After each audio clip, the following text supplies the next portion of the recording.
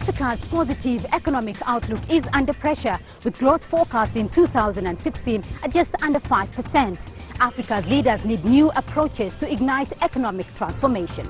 But amongst this, Rwanda, the land of 1,000 hills, has dramatically improved their economic outlook to become what many see as an emerging economic leader on the continent, making it the perfect location for the 2016 World Economic Forum on Africa. Well, this week on Talk Africa, we bring you insights from global leaders as they chart the way forward for Africa's economic growth.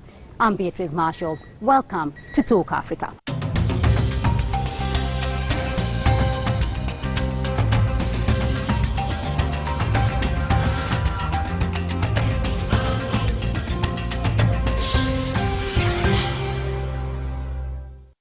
Now, the African Union has committed to setting up a continental free trade area by 2017.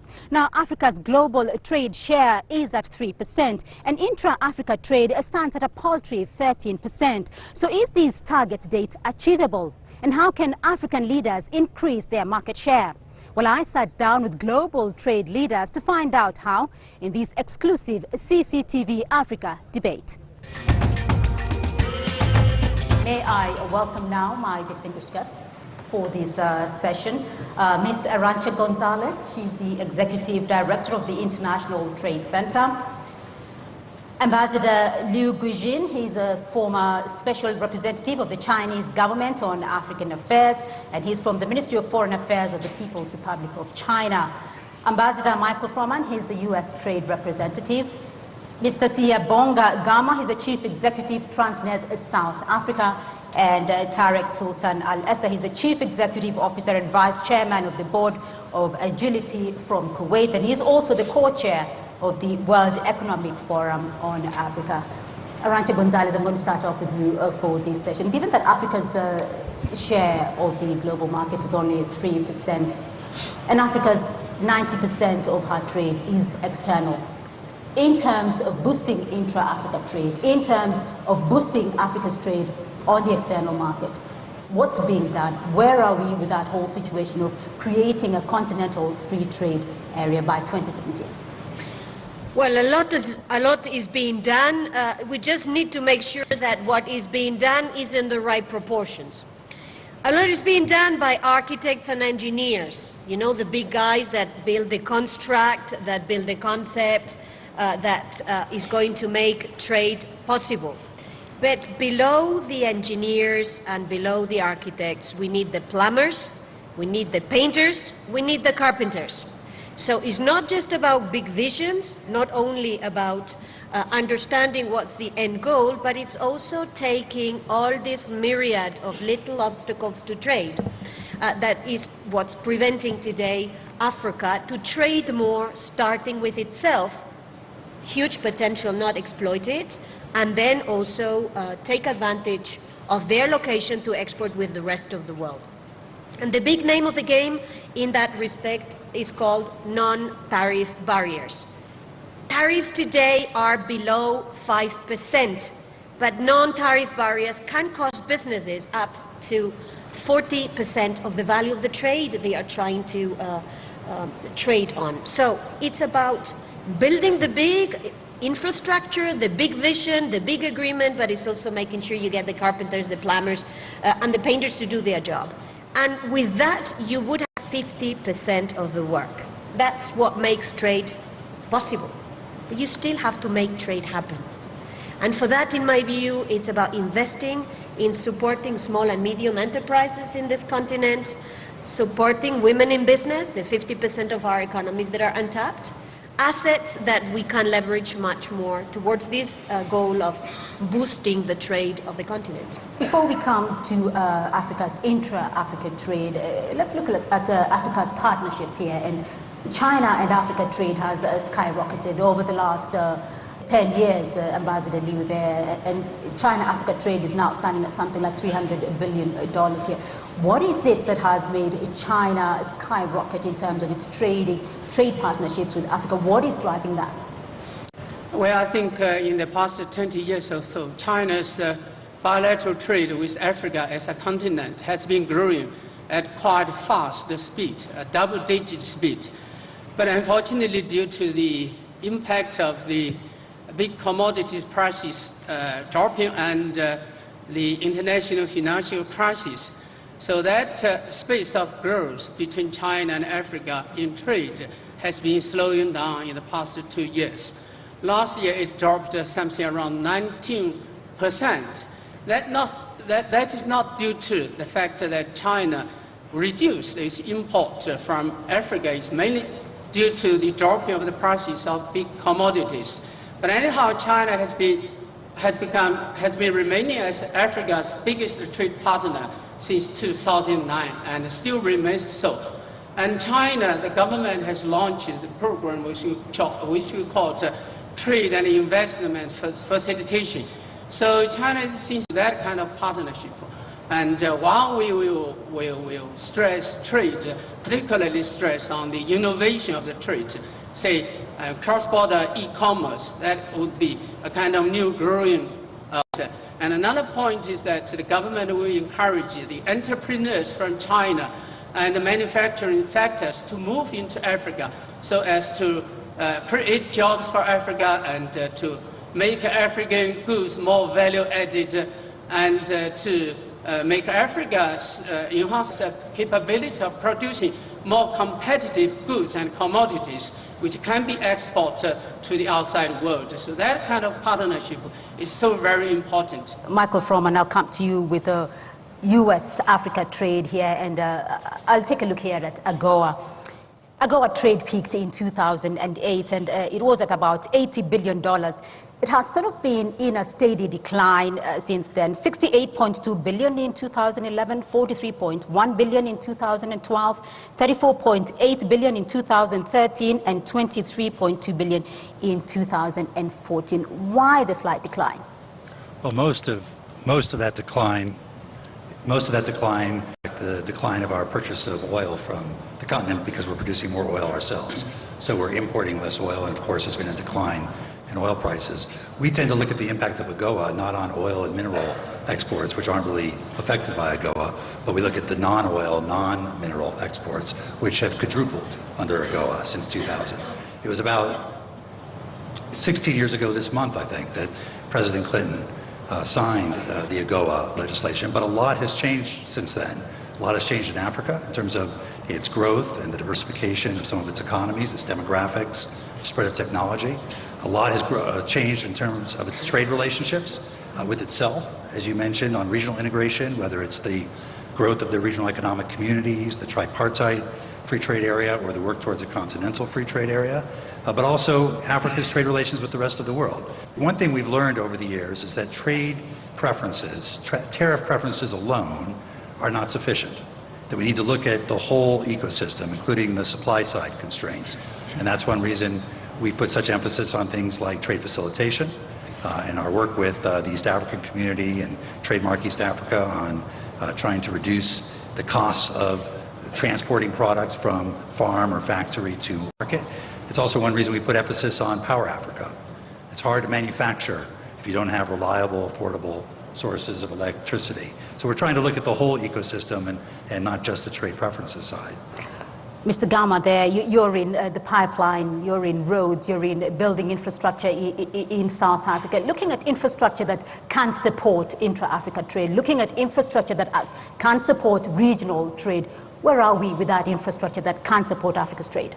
Yeah, I think from an infrastructure perspective, what we are seeing in Africa is really the lack of interconnectivity. We want to try and see how we could debottleneck from a logistics perspective by making sure that the missing links that we have, we can actually begin to build bridges, we can build railway lines, we can build much more efficient ports so that we can begin to make sure that we can accelerate the rate of trade. So infrastructure is very, very important as a catalyst to create economic growth. Infrastructure is important to make sure that we can debottleneck and release quite a lot of the minerals and commodities that we have, because Africa is a mineral-rich continent. However, these blockages are actually a constraint, and these are part of the supply side constraints that we have in terms of making sure that we can boost intra-African trade. Right, Tariq Sultan, though, a recent survey from your organization of over 1,000 logistics company executives showed that the top 4 problems in emerging market economies are customs procedures, corruption, bureaucracy, and poor infrastructure. In terms of Africa, though, how huge is the challenge, and what can be done? What improvements need to be made to surmount those challenges? Well, I think the first thing is to focus on how big is the opportunity. And I think when you talk about a 10 to 30% GDP growth dividend that would come from trade simplification, the opportunity is tremendous. So, and I frankly believe it's the low-hanging fruit that can really unlock the potential of Africa, and in particular the SME segment. 9 out of every 10 new jobs in the emerging markets are coming from the small and medium-sized enterprise segment. And that segment of the economy is the one that's most sensitive to bureaucracy and ease of doing business issues.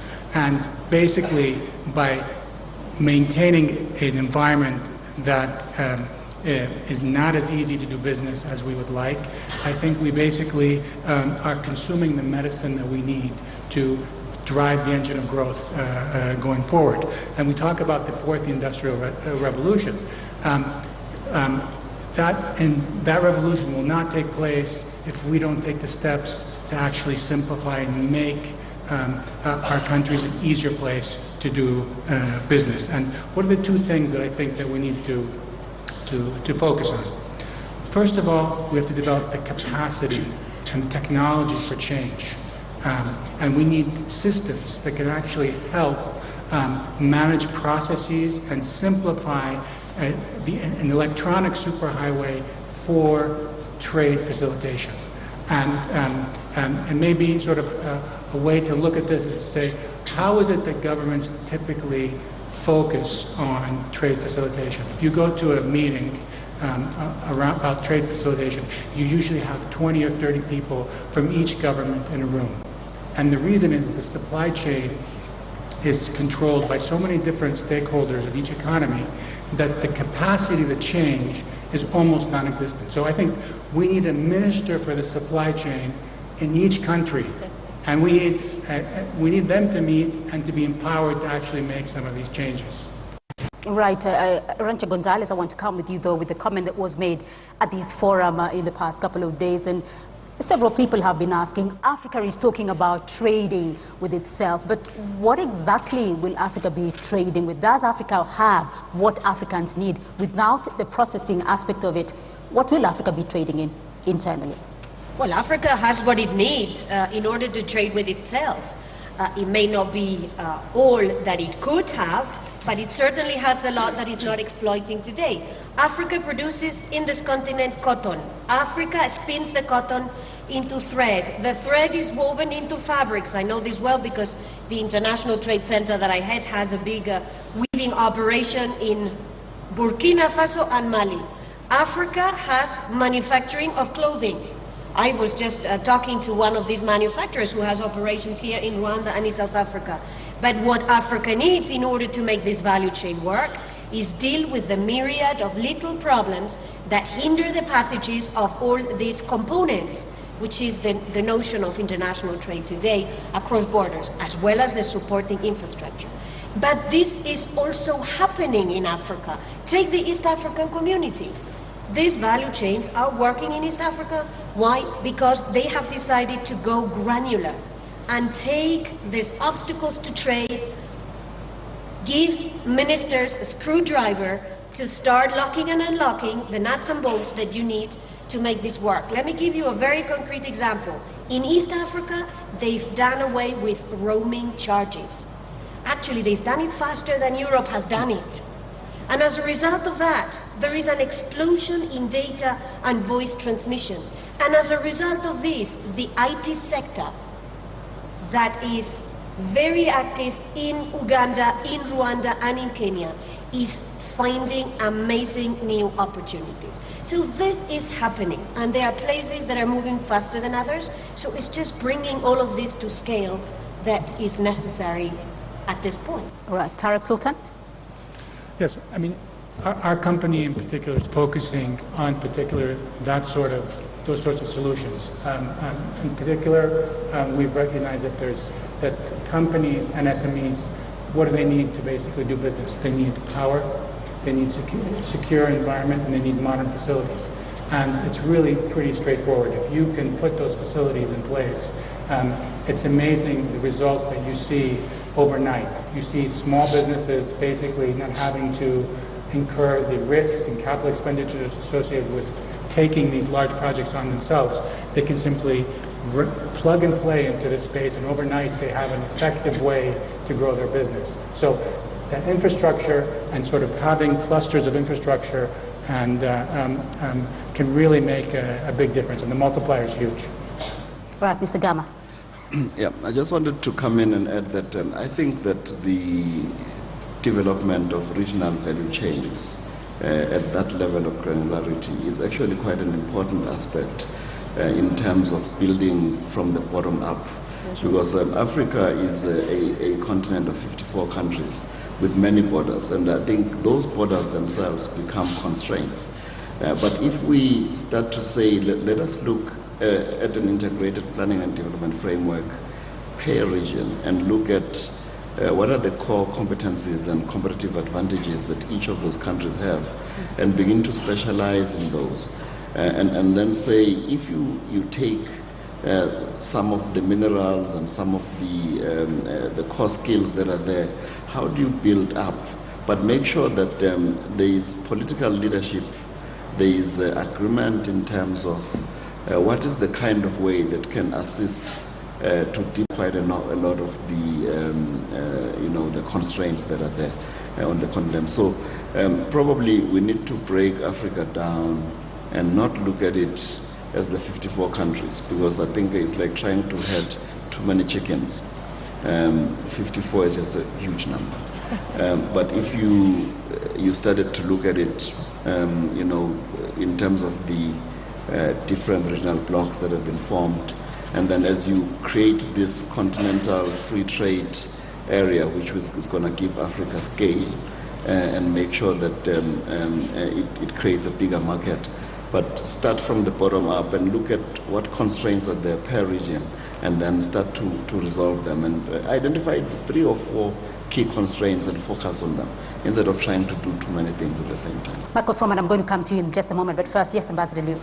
Well, I think the African leaders have been talking about the common market, the integration of African countries' market for quite many years, and they have worked out a lot of overall plans. And they started from sub-regional, efforts first, and then gradually for a kind of continental free trade area. But I don't think the implementation of those brilliant plans or strategies have been that strong. I think they need to further enhance the capacities of implementation and to remove not only the tariff barriers, but also some of the psychological or practical kind of differences among different regions and different countries of the African as a continent. So that's why they've been talking for so many years, but the percentage of inter-Africa trade remains as it was some years ago. It's something around, no more than 15%. The overwhelming majority of the trade in Africa was with the outside world. I think they need to show more political willingness and do more work in implementing the plans they worked out. And we're going to be putting that question to Africa's leadership, but not on this forum today. Michael Froman. Thomas Edison, the famous American inventor, said, "Vision without execution is hallucination." And we've had a lot of vision, and now we need execution. And regional integration is difficult, and multi-party free trade agreements are difficult, and it really requires political level leadership to set the tone and set the timetable and make sure that all the alignment is there on those who have to execute. Arantxa Gonzalez. I want to give a signal that there are places in the African continent where this is happening. So let's recognize what is happening and let maybe emulate or learn from what is happening. And I see in what is happening, again, for example, in this region, in East Africa, a combination of factors that make for a successful implementation of regional integration. One is very clear top-down leadership and vision. But this is not enough. Again, vision without execution is not, we don't go very far. There is also a lot of bottom-up. It's businesses and a good dialogue between the public and the private sector to make sure that the real issues that matter for the private sector get addressed by the trade policy makers. And three, the third ingredient, extremely important, monitoring mechanisms. I mean, I know for a fact that the presidents in East Africa summon their East African ministers or ministers for East African integration to say, okay, you said you would do this, have you done it? And this is how you make progress. Top-down, bottom-up, and monitoring. Let's hear from the private sector. Tariq Sultan. Well, I think part of the challenge is, that, at least in Africa, is that we look at customs as an organization that develops revenue for the government. And I would argue that if we could change the way that we think about customs and trade and change it to a model that is actually managing processes between partners in a frictionless electronic way, I think we'd get a lot further in terms of GDP development and growth than we would by the revenue that we're giving up from customs. So I think we need to think about what it is we're trying to achieve. We don't need new border stations. We need frictionless borders where there's an electronic system that's actually minimizing the friction and the way that goods move between countries. If we can do that, then I think that the capital and the talent and the sort of entrepreneurs here in Africa will have plenty of opportunity to invest locally. I don't think the solution is for external capital. I think there's plenty of capital here that needs to be put to work, but it will never get there if we can't make it an easier place to do business. And you'll see, obviously, if we're able to achieve this, you'll see that the numbers, the inter-African trade will increase dramatically. And that's the low-hanging fruit. So we've got to change the way that we think about customs and trade facilitation to meet the sort of demands of this fourth industrial revolution. Right. Let me just come back now to the whole question of opportunity, because Tariq Sultan, you talked about there is opportunity on the continent in terms of increasing Africa's market share. Let me start off with you, Ambassador Liu there. In terms of increasing Africa's market share from a Chinese perspective, what is it that Africa needs to do? Well, I think personally that they need to further integrate the continent. Should be done by three dimensions. One is that infrastructure, because only by developing quite good infrastructure so that you could reduce the transportation fee, facilitate the trade, not only within Africa, but between Africa and the outside world. And another, connection is, to connect Africa, as a common market, that is from political aspect of things. We just not touch on this issue. And the third thing is the theme of this forum, that is connecting the continent by digital transformation, or by internet, by e-commerce, cross-border. That would be regarded as kind of soft, infrastructure development. So if those kind of things could be done, Africa's opportunity of increase its trade volume with outside world and within the continent to have a big share, would be more real, and the future would be more bright. So that would need a kind of we call PPP arrangement, public and private partnership, and that kind of partnership could be internationally from Africa, individual countries, the sub-regional organization and the regional organization, the African Union, to have partnership, real partnership on equal basis, on a kind of win-win arrangement with the outside world, with its main trade partners like China, United States of America, Europe, or Japan, or some of other emerging markets. All right, Tarek Sultan, to make your work easier on the continent, what do you need? I think goods and services need to flow through customs more efficiently and with less friction. If we can get that done, if we can achieve that one thing, I think we would solve or lay the seeds of the future sort of industrial revolution and for the benefit of that industrial revolution to manifest itself here. Arantxa Gonzalez, you did talk earlier about there are many positive stories that are coming out of Africa. There are many countries or many communities that are doing well on the continent. In terms of examples of a country or a regional economic community or a trading bloc that has gotten it right in terms of infrastructure, in terms of policy, where would you point that to? Well, rather, I'm going to only take half of your question, Beatrix, if you allow me, because I want us to look at the risk of sounding a bit classical, to look at agriculture. This continent has more than half of its countries are net food importing countries. But when I look at trade in agriculture, only 17% of trade in agriculture in Africa is with other African countries.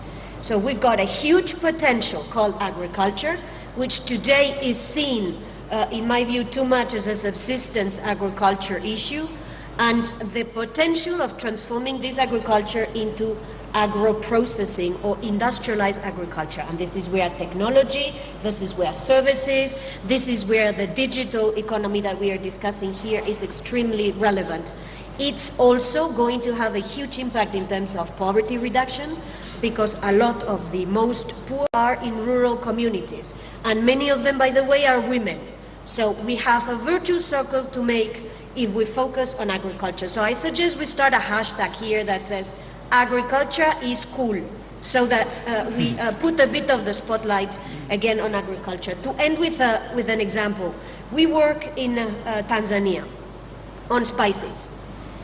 Before, the farmer used to sell the spices to an intermediary that sold the spices to the retailer, who then packaged, got the value added, and captured the rent. Guess what happens if you empower that farmer that is producing spices to package the spices and sell to the end consumer? 40 times increase in the revenue for the same spices. That's what I call transforming the potential of agriculture in the African continent. Thank you very much, ladies and gentlemen, for joining us in this session. May I also thank my panelists, Arantxa Gonzalez. She's the Executive Director of the International Trade Center. Thank you very much. Ambassador Liu, thank you very much for being on the program. Michael Froman, Tiango Gama, and Tarek Sultan, to you all. Thank you very much for participating in this. And that's all we have time for this week on Talk Africa. But you can continue this conversation online on YouTube, Twitter and Facebook. And join us again next week for another edition of the program. From Kigali in Rwanda, it's goodbye.